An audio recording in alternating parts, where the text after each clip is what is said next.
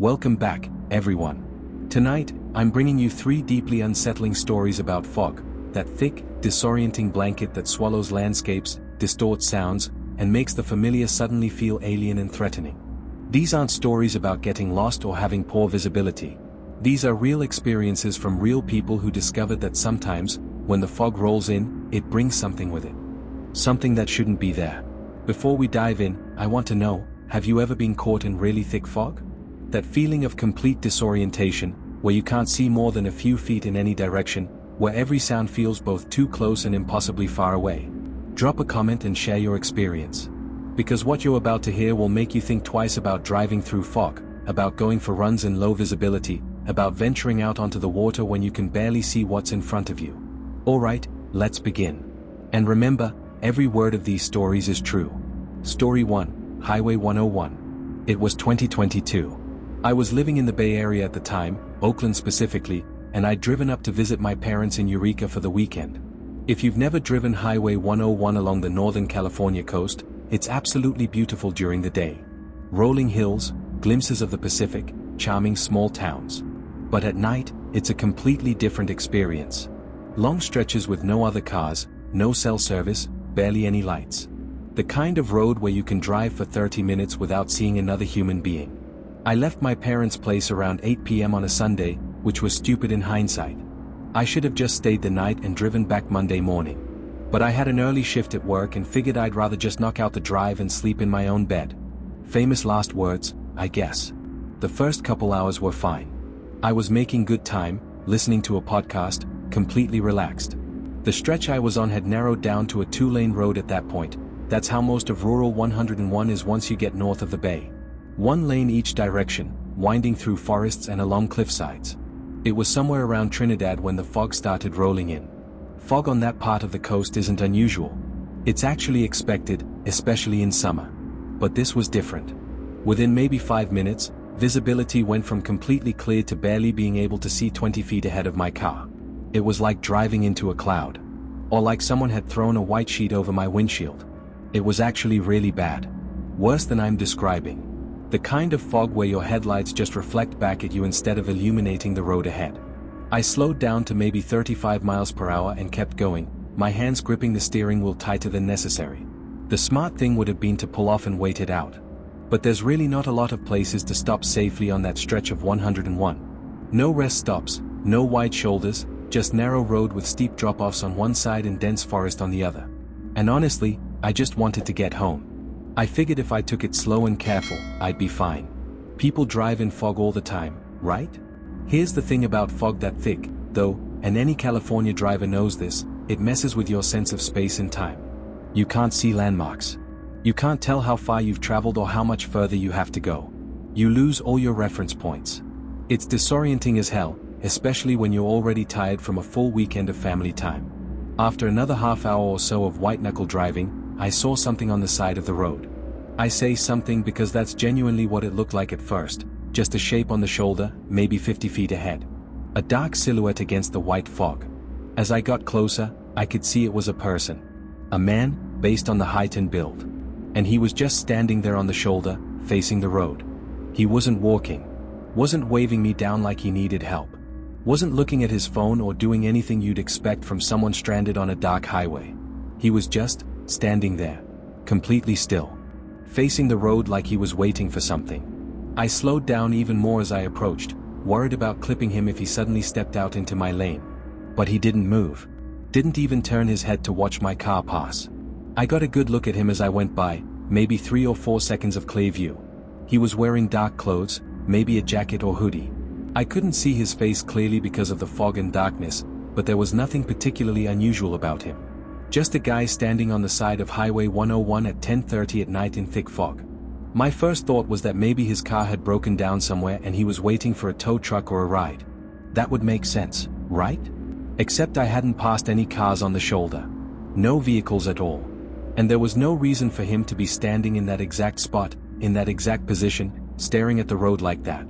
I thought about turning around to ask if he needed help. But something about the whole situation felt wrong. Off. The hairs on the back of my neck were standing up, and I've learned over the years to trust that feeling. It wasn't my problem. So I just kept driving. About 10 minutes later, though, I saw him again. I'm not exaggerating or misremembering. It was the same guy. Same build, same dark clothes, same unnatural stillness. The only difference was that this time, he was standing on the left side of the road instead of the right. But everything else was identical: the posture, the way he faced the road, the complete lack of movement. I actually said "what the hell" out loud to myself, my voice sounding too loud in the silent car. There was no way this guy could have gotten ahead of me. I was the only car on the road, I hadn't passed anyone, and no one had passed me. And there weren't any cross streets or shortcuts or parallel roads. Just Highway 101 winding through the fog. The only explanation was that it was a different person who just happened to look exactly like the first guy and happened to be standing in exactly the same weird way on a deserted highway in the middle of the night. But I knew that wasn't true. I didn't want to look at him as I passed. Every instinct told me to just keep my eyes straight ahead and get past him as quickly as possible. But I couldn't help myself. I had to confirm whether it was the same person. And the second I looked, the second I made that decision, his head snapped toward me. Our eyes locked. He was looking directly at me, staring at me with this intensity that made my stomach drop. And I couldn't look away fast enough. Seeing his head snap to follow my car as I passed was genuinely terrifying. It was too fast, too deliberate, too focused. I pressed down on the gas, speeding up to maybe 45 even though the fog was still dangerously thick. I needed distance between me and whatever the hell was happening back there. My heart was pounding. My hands were shaking on the steering wheel. I kept checking my rearview mirror, half expecting to see him running after my car or appearing in the back seat or something equally impossible. The fog got even worse after that. I could barely see the center line. The white and yellow paint were just vague suggestions through the thick mist. I had no choice but to slow back down to maybe 30. I was legitimately afraid of driving off the road at that point. I kept trying to rationalize what I'd seen. Trying to come up with some logical explanation that would make it make sense. Maybe there were two guys who looked similar. Maybe they were trying to prank drivers. Maybe I was more tired than I thought and my brain was playing tricks on me. But I couldn't convince myself. I knew what I'd seen. My train of thought was violently interrupted when my headlights illuminated something directly ahead of me. There was a person standing in the middle of the road. In my lane. About 30 feet in front of my car. I slammed on the brakes, my tires skidding slightly on the damp pavement. My car came to a stop maybe 10 feet from the figure. This time, the person was wearing a hood pulled low over their face. I couldn't see any features at all. Just darkness where a face should be. But I knew with absolute certainty, that it was the same guy. He wasn't moving. Just standing there in the middle of Highway 101, blocking my path, his head angled slightly downward like he was staring at my car. We sat there at a standstill. Me in my car with my foot still pressed hard on the brake. Him standing motionless in the fog. And even though I couldn't see his face, I could feel him looking at me. Could feel his attention focused entirely on me and my car. I didn't know what to do. Every horror movie I'd ever seen told me not to get out of the car. But I couldn't just sit there forever. I flashed my high beams at him a few times, hoping the bright light would startle him into moving or at least reacting somehow. Nothing. He didn't flinch, didn't step aside, didn't acknowledge the lights at all. I laid on my horn, 2 long blasts that echoed through the fog. Still nothing. That's when I realized I needed to get out of there immediately. This wasn't a person who needed help. This wasn't someone confused or stranded. This was a threat. I put the car in reverse, ready to back up and turn around, go back the direction I came from. But when I looked in my rearview mirror, my blood turned to ice. There was someone behind me. Another figure, standing in the middle of the road about 20 feet behind my car. Walking slowly toward me. I actually yelled "holy shit," even though there was no one to hear me. I was boxed in. Figure ahead of me, figure behind me, dense forest on both sides, nowhere to go. But I wasn't waiting around to find out what they wanted. I jerked the wheel hard to the left, pulling into the opposite lane to get around the figure in front of me. I pressed the gas and my car lurched forward. The hooded figure didn't move. Didn't step aside or react in any way. I passed within maybe 2 feet of him, close enough that if he'd reached out, he could have touched my car. I thought I was in the clear. I was accelerating, putting distance between myself and whatever the hell was happening back there. Then something hit my car from behind. Not a gentle tap. A violent impact that jolted the entire back end of my vehicle to the right. I heard this awful crunching sound, metal bending, plastic cracking, the unmistakable noise of significant damage. My car swerved slightly but I managed to keep control, gripping the steering wheel hard and steering back into my lane. My first thought was that I'd been rear-ended. That another car had come up behind me in the fog and crashed into me. But when I checked my mirrors, both rear view and side mirrors, there was nothing behind me. Nothing at all. No cars. No figures standing in the road. Just empty highway disappearing into fog. That somehow made everything so much worse. Because if there was no car behind me, what the hell had hit me hard enough to dent my bumper and send my car skidding? I wasn't sticking around to figure it out. I kept my foot pressed hard on the gas, going as fast as I dared with the limited visibility. My hands wouldn't stop shaking. My breath was coming in short, panicked gasps.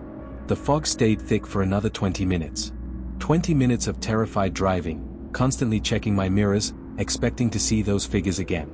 Finally, I hit the 101 interchange where the highway widens back to 4 lanes. The fog started to thin out, and I could actually see again. For the first time since Trinidad, I felt like I could breathe. My brain started to slow down, to come out of pure survival mode. And the more I calmed down, the more I started questioning what had happened. Here's the thing, I'd been driving for almost 4 hours at that point. I was exhausted. I'd been staring into thick fog for God knows how long, barely able to see anything, completely alone on a dark highway with no external stimulation. An extremely vivid hallucination didn't seem that far-fetched, honestly. Sleep deprivation can do crazy things to your brain.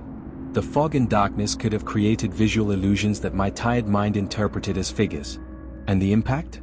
Maybe I'd hit a guardrail post or a mile marker while swerving in my panic. Maybe I'd clipped something on the side of the road without realizing exactly what it was. By the time I pulled into my apartment parking lot around 1:30 a.m., I'd half convinced myself that I'd hallucinated the whole thing. That my exhausted brain had conjured those figures out of fog and shadows and fear. I was ready to sleep it off, forget about it, chalk it up to a lesson learned about driving when you're too tired. But then I walked around to the back of my car to check for damage. The rear bumper was destroyed. There was a massive dent running almost the entire width of it, at least 3 feet across. The plastic was cracked and buckled inward. One of the taillights was shattered. This wasn't minor damage from scraping a guardrail. This was serious impact damage. Something had hit me, and hit me hard. I stood there staring at it for a solid 5 minutes, my brain refusing to process what I was seeing. There wasn't any paint transfer, which there definitely would have been if I'd been hit by another car. When two vehicles collide, paint from one always transfers to the other. That's basic forensics. But my bumper was clean except for the damage itself. No scratches from metal, no colored paint streaks, nothing that would indicate what had hit me. If it wasn't another car that hit me, I had no idea what could have caused such considerable damage. A guardrail wouldn't have bent my bumper like that. A mile marker post wouldn't have had the surface area or force. I went inside, locked my door, and sat on my couch for probably an hour just trying to process everything. I did eventually call the police non-emergency line to report what I'd seen. Not because I expected them to do anything, but because I felt like someone should know. Like it should be documented somewhere. The officer I spoke to was professional but clearly skeptical. He took down my information, asked if I'd gotten any vehicle descriptions or license plates. There weren't any other vehicles, I explained. Just people standing on the highway. People standing on Highway 101 at night in the fog, he repeated back to me, his tone making it clear what he thought of my story. I know how it sounds, I said. I'm just reporting what happened. He said he'd file the report and that CHP would keep an eye on that stretch of road. I've thought about that night a lot over the past 4 years. I've gone through every possible explanation I could think of. The most rational explanation is the one I keep coming back to. I hallucinated the figures due to exhaustion and sensory deprivation from the fog. And in my panicked attempt to escape something that wasn't there, I swerved and hit something solid on the side of the road, a piece of road equipment, a large rock, something that left damage but no identifying marks. That's the explanation that makes the most sense. That's what I tell myself when I think about it. But here's what I can't reconcile, what keeps me up sometimes. The hallucination theory requires me to accept that I imagined 3 separate encounters with figures on the road over the course of 30 minutes while simultaneously experiencing a very real collision that left very real damage. The timing is what bothers me. If I was hallucinating, I should have been hallucinating the crash too. Or if the crash was real, why assume the figures weren't? I can accept that fog and exhaustion can create illusions. But for me to hallucinate one thing while simultaneously experiencing another real event happening at the exact same time? That's harder to accept. The fact that there was actual damage to my car has always made me think there was something more real, more physical, more deliberately malicious happening that night. Something that knew how to use fog as cover. Something that knew Highway 101 well enough to appear in multiple locations. Something that could hit a car hard enough to destroy a bumper without leaving any evidence of what it was. I don't drive Highway 101 at night anymore.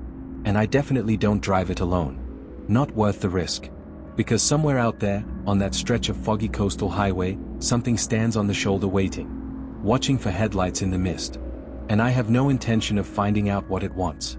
Story 2, the loop that never ended. This happened this past spring break, so we're talking only a few months ago. I'm still in college, I'm a senior now, and I went back to my hometown for the week like I always do during breaks. The problem with going home, though, is that there's genuinely nothing to do there. I grew up in one of those suburban towns that's technically close to a city but doesn't have any of the benefits of actually being in one. No bars, no nightlife, nothing really within walking distance except chain restaurants and strip malls. When I'm at school, I've always got something going on, parties, study groups, pick up basketball, whatever. But back home, it's a ghost town. The other issue is that none of my hometown friends have the same spring break schedule as me. I've got maybe 4 or 5 people I still keep in touch with from high school, and every single one of them was either still in class or had already had their spring break earlier in March. So I was looking at a full week of doing absolutely nothing, which I really wasn't thrilled about. I should probably also mention that I've been trying to cut back on some stuff lately, nicotine and alcohol mainly. Nothing too serious, but I've been vaping pretty heavily at school and drinking more than I probably should, and I figured a week at home was either going to make that worse or give me a chance to reset. I decided I was going to use the time to get back in shape. Work out every single day, lift in the mornings and run in the afternoons, keep myself busy so I wouldn't just sit around thinking about how bored I was. That's how I ended up going for a run on a random Tuesday afternoon. I remembered this loop I used to do back when I ran cross country in high school. It's exactly 3 miles from start to finish, starting and ending at my parents' house. Perfect distance for a tempo run. The route takes you through my neighborhood for maybe a quarter mile, then cuts into this wooded trail that winds through a small patch of forest before spitting you back out onto the street about a block from home. I've probably run that loop 1,000 times between freshman and senior year. I know every turn, every incline, every route that sticks up out of the path. The woods section is actually the best part. Running on pavement destroys your knees over time, but the trail through the woods is soft dirt and pine needles. It's quiet in there too, away from car noise and barking dogs. Just you and the trees and your breathing. So I headed out around 5 p.m. The sun wasn't going to set for another couple hours, so I wasn't worried about visibility or safety. It was a Tuesday afternoon in a suburban neighborhood. What could go wrong? What I did notice immediately, though, the second I stepped outside, was the fog. I don't know how to describe it other than to say it was thick in a way I'd never seen before in my entire life. And I've lived in this town for 18 years. It didn't look real. It looked like something out of a video game or a movie, like someone had added it in post-production. Everything past maybe 30 or 40 feet just dissolved into this gray-white haze. I actually stood on my driveway for a minute, just staring at it, trying to remember if I'd ever seen fog like this before. I couldn't recall a single instance. And it was weird because fog isn't common in my town at all. We're not near the coast or any large bodies of water. We get morning mist sometimes in fall, but thick fog? Never. I thought about skipping the run. Going back inside, playing video games, waiting for the fog to clear. But I'd already committed to working out every day. I'd already changed into my running clothes and stretched. And honestly, the fog was kind of cool in an eerie way. I talked myself into it pretty easily. The trail through the woods is completely straightforward, one path, no forks or diverging routes. I've been through there so many times I could probably navigate it blindfolded. Getting lost wasn't even a possibility. Plus, I had my Garmin watch on to track my pace and distance. If things got weird, I could always turn around and follow my GPS track back home. I started my workout, did the quarter mile through the neighborhood at an easy pace, and entered the woods. The fog was even thicker in there, which made sense since the trees blocked out a lot of the remaining daylight. I couldn't see more than 15 or 20 feet ahead of me at any given time. But the trail is really easy to follow, worn dirt path about 3 feet wide, clearly defined on both sides by undergrowth and trees. You'd have to deliberately leave the trail to get off it. For the first mile and a half, everything was completely normal. I was running a little slower than my usual pace because of the visibility, but it wasn't a big deal. Kind of peaceful, actually. Just me and the sound of my footsteps and breathing. I remember checking my watch around the 1 mile mark, 7:32 pace, heart rate 162, right where I wanted to be. Then I checked again at 1.5 miles, still on track, feeling good.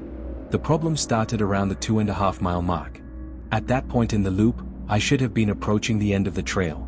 The path curves sharply to the left, you go up a small hill, and then you're out, back on pavement, back in the neighborhood, less than a quarter mile from home.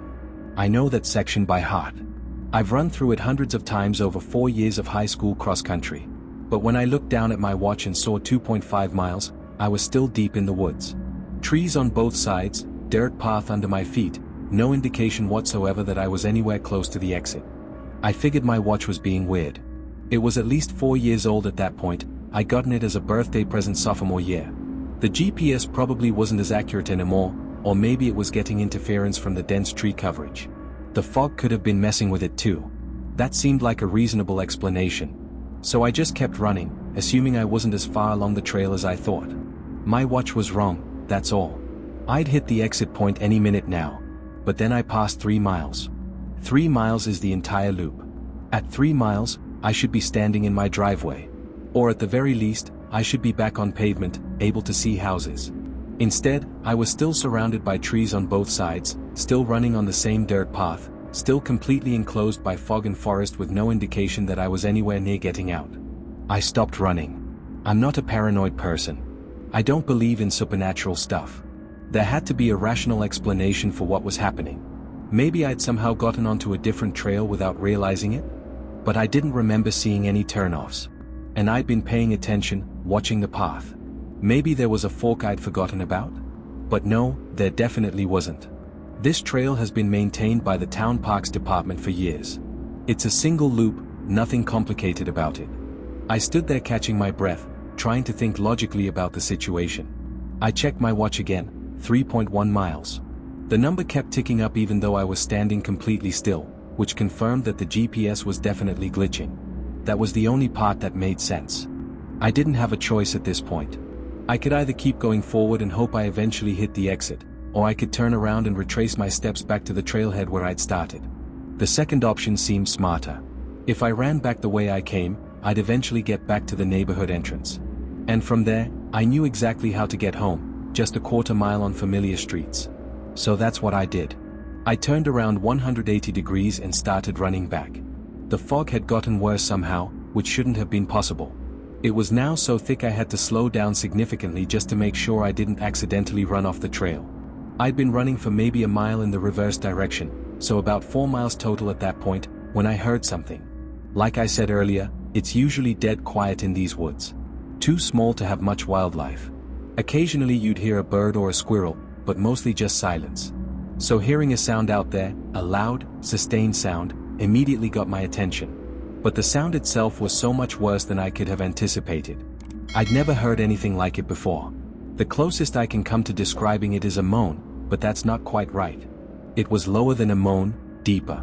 More like a drone or a hum. And it fluctuated, it would swell up, then dip back down, then swell up again. Almost like a siren, but human. Or humanish. I can't overstate how wrong it sounded. It wasn't someone calling for help, it didn't have that desperation or panic. And it didn't sound like someone in pain either, though it was disturbing enough to make me think of pain. It was just this sustained, wavering noise that seemed to have no purpose. No communication, no emotion. Just sound. And it was close. Maybe 50 feet away, off to my left side, somewhere in the fog beyond the trees. I started running faster without even consciously deciding to. Pure instinct.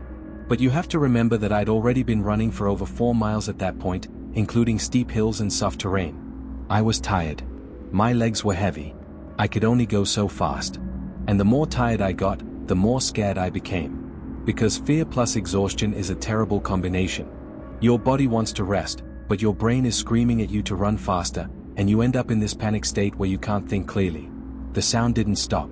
It kept going, that awful droning moan following me through the fog. And here's what made it absolutely terrifying. No matter how fast I ran, the sound stayed at the same distance. Never got closer, but never got farther away either. Whatever was making that noise was keeping pace with me. I kept glancing over my shoulder as I ran, trying to see something, anything, through the fog. But there was nothing.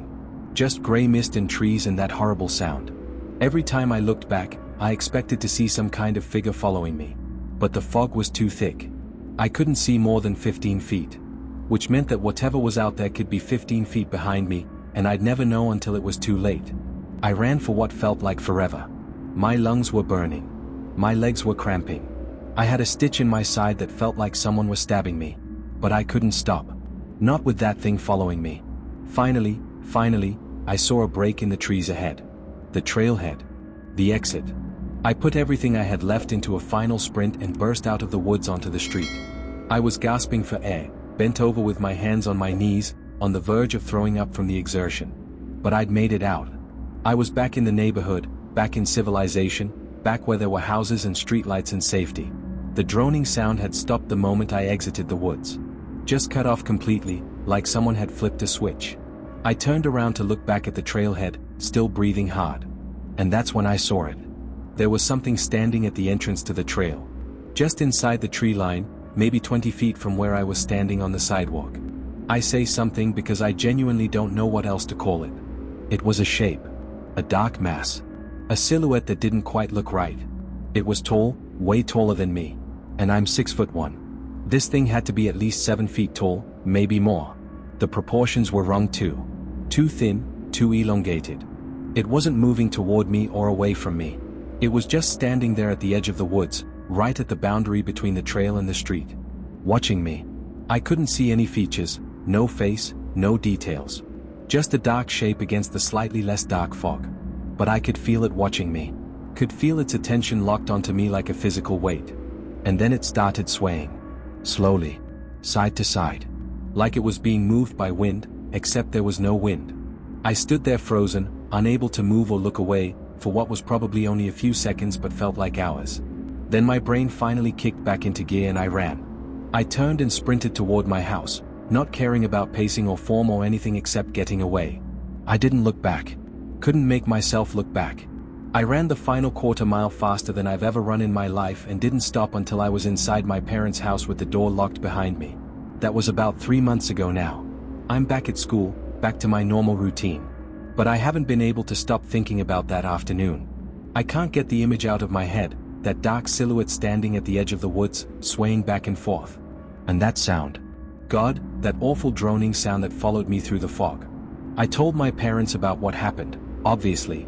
They both seemed convinced it was just a tall person, maybe a creepy guy trying to scare me, or possibly someone with bad intentions who was going to attack me until he realized I was faster than him.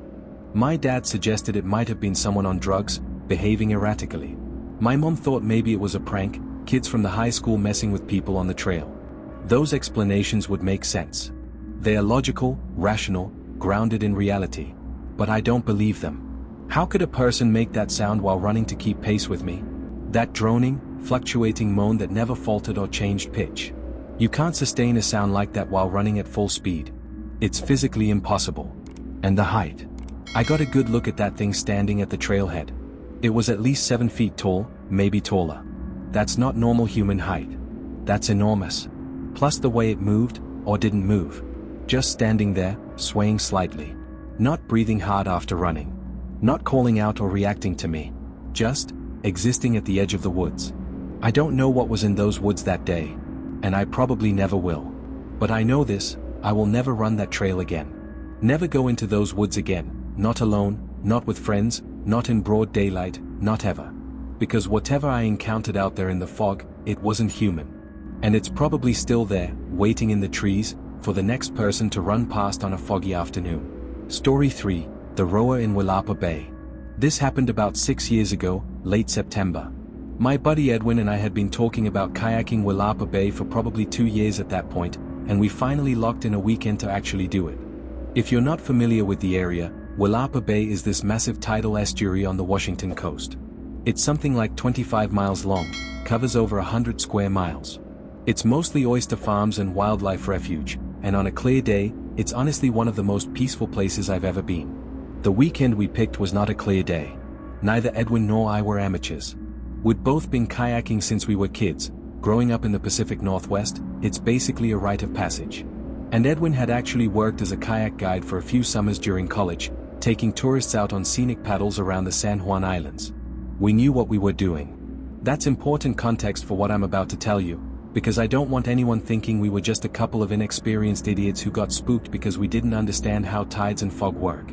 We launched early Saturday morning from a put-in spot near Nakata on the east side of the bay.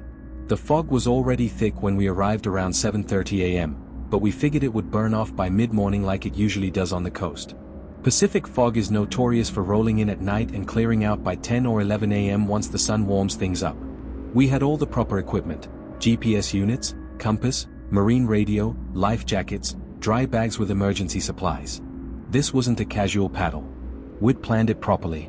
The plan was to paddle out toward Long Island, this protected wildlife area in the middle of the bay, maybe do some bird watching, have lunch on one of the sandbars if the tide was right, and head back before the afternoon tide shift.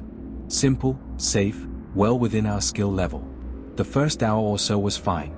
The fog muffled everything in that way coastal fog does, making the world feel smaller and more intimate. You feel like you're paddling through cotton, and sounds get weird, sometimes amplified, sometimes completely absorbed. We couldn't see more than maybe 40 feet in any direction, but that's not unusual for foggy morning paddles. We were staying close together, checking our GPS bearing every few minutes to make sure we were heading in the right direction. No big deal. It was probably around 9 a.m. when I first heard something that made me stop paddling. It was a splashing sound, rhythmic, regular. At first, I thought it was Edwin. We were paddling in loose formation, him about 15 feet to my left, and I figured he was just adjusting his stroke or something. But when I glanced over, his paddle was resting across his kayak. He'd stopped paddling too and was looking around, trying to locate the source of the sound. "You hear that?" he called over to me quietly. I nodded. "Yeah. What is it?" We both stopped paddling completely and just drifted there, listening carefully. It was the sound of oars. Not paddles, oars. I say that specifically because oars and paddles make very distinct sounds, and I know the difference after years of being on the water. We were using kayak paddles, which make a softer splashing sound as the blade enters and exits the water. But oars, the kind you'd use on a rowboat, make a different sound. More of a creak as they move in the oarlocks, than a splash as they pull through the water. Creak splash, creak splash, creak splash. Very distinctive rhythm. This was definitely someone rowing a boat. And they didn't sound too far away, maybe 100 feet off to our right, somewhere in the fog. "Probably just another boater," Edwin said, though he didn't sound entirely convinced. "Maybe someone checking their crab pots." That made sense. There were commercial fishermen who worked the bay, and it wasn't uncommon to see small boats out early checking traps and pots. But the fog was thick enough that we couldn't see them. And here's the thing about being on water in heavy fog: sound travels strangely. Sometimes things sound much closer than they actually are. Sometimes distant sounds seem to come from the wrong direction entirely. The fog and the water create these weird acoustic effects. We waited for a minute, expecting whoever it was to either call out or appear through the fog.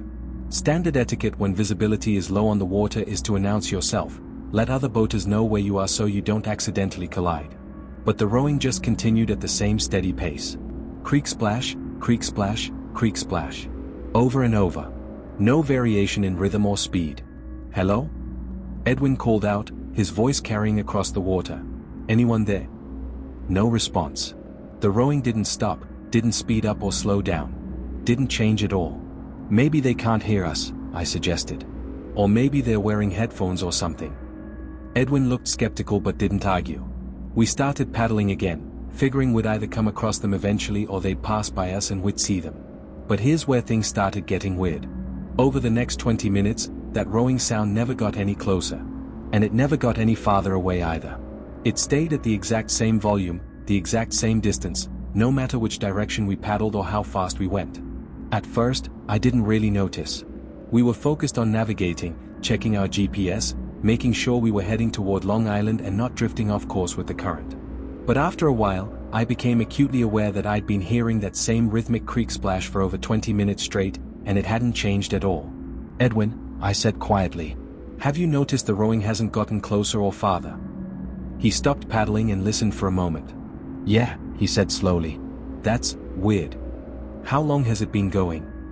"I don't know. 20 minutes? Half an hour?" We sat there in our kayaks, just drifting and listening. The sound continued at the same steady pace it had been maintaining this entire time. No breaks, no pauses, no variation whatsoever. That's a really consistent rowing pace, I said, trying to sound casual even though I was starting to feel uncomfortable. Like, impressively consistent. Edwin didn't respond right away. When he did speak, his voice was tight. Nobody rows that steadily for that long. Your arms would get tired. You'd slow down or speed up or take a break. Maybe it's a really experienced rower, I suggested, not believing it myself. For half an hour straight? Without any variation at all? That's not human. That's mechanical. We both fell silent, listening to that endless creak splash coming from somewhere in the fog.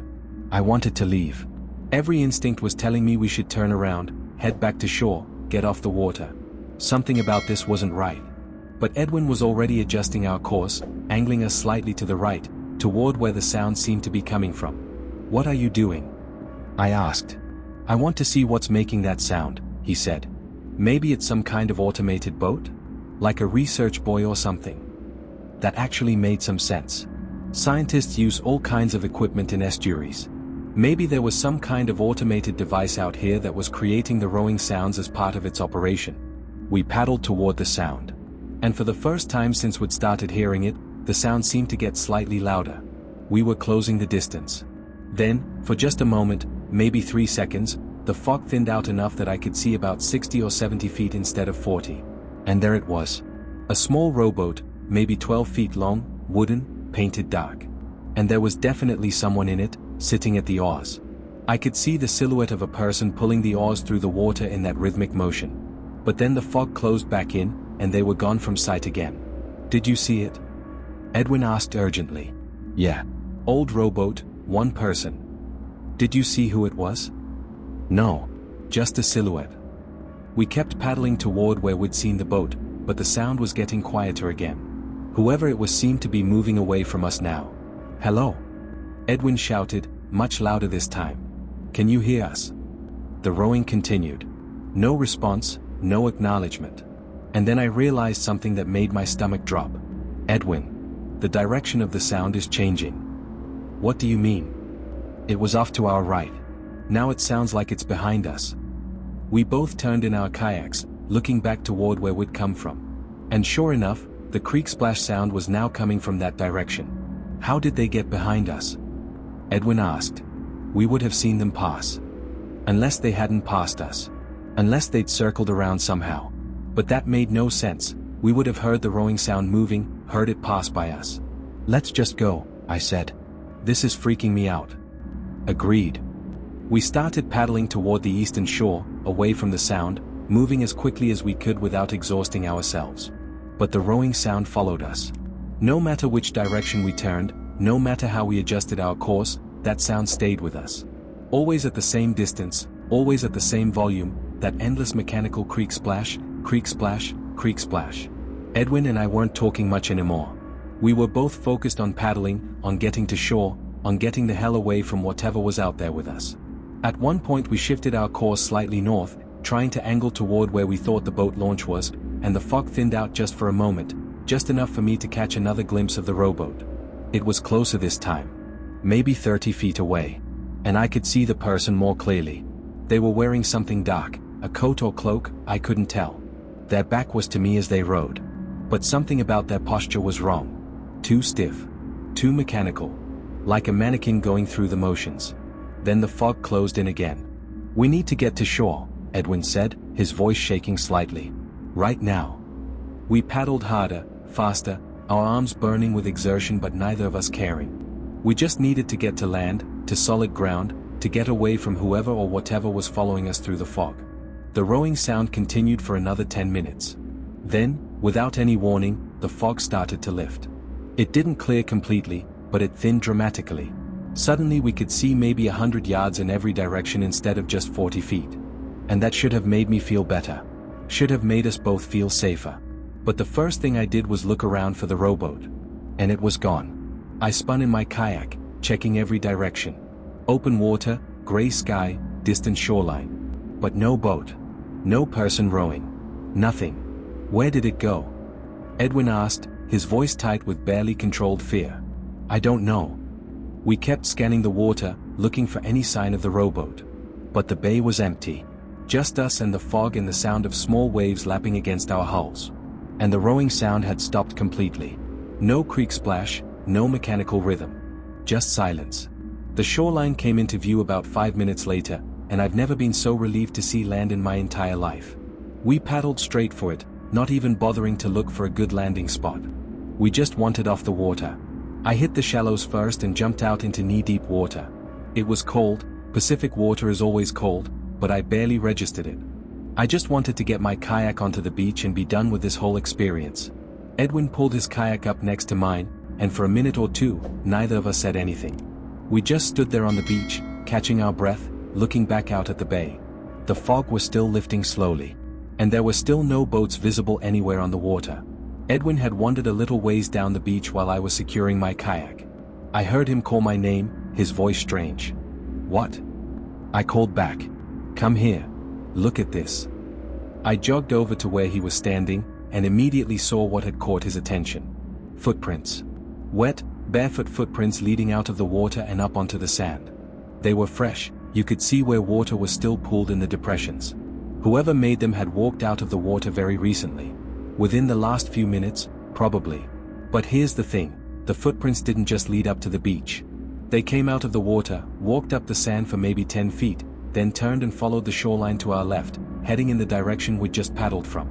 After maybe 30 yards, the footprints curved back toward the water, crossed the beach again, and disappeared into the tree line.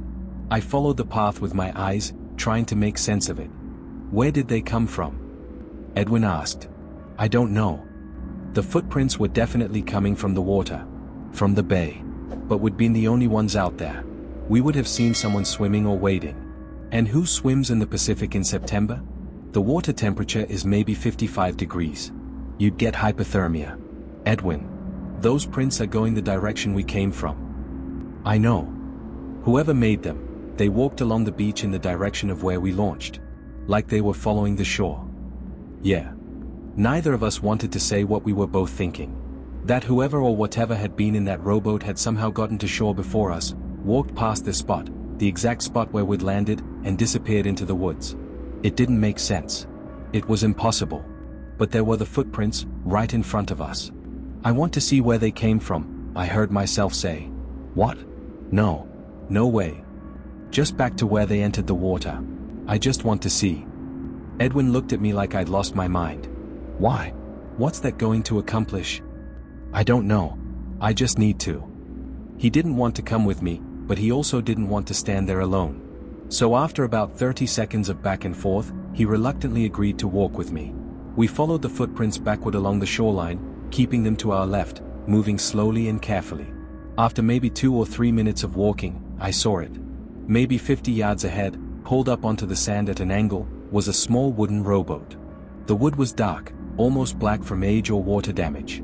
The oars were resting inside it, crossed over each other. It was the same boat. I was absolutely certain of it.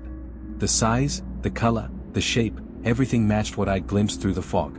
And next to it, leading away from it and continuing down the beach in the direction we'd been walking from, was the trail of barefoot prints. I started walking toward the boat instinctively, drawn by morbid curiosity. But Edwin grabbed my arm hard enough to hurt.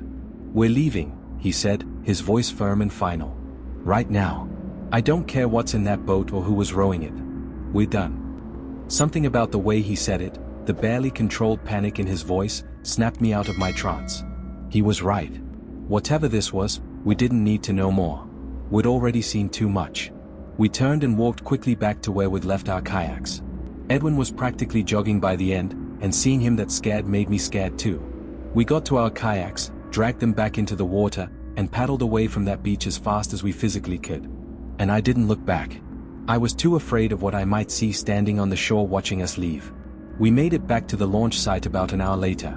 Loaded our kayaks onto Edwin's truck in complete silence. Drove back to Seattle without discussing what had happened.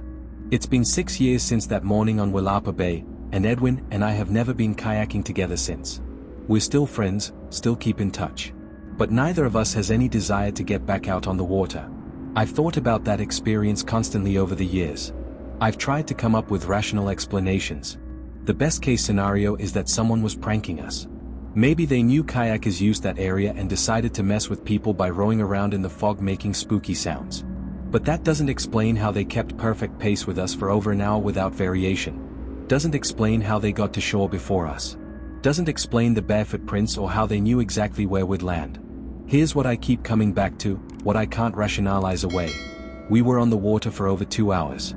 We paddled in multiple directions, changed course several times, and eventually made a straight line for shore when the fog lifted.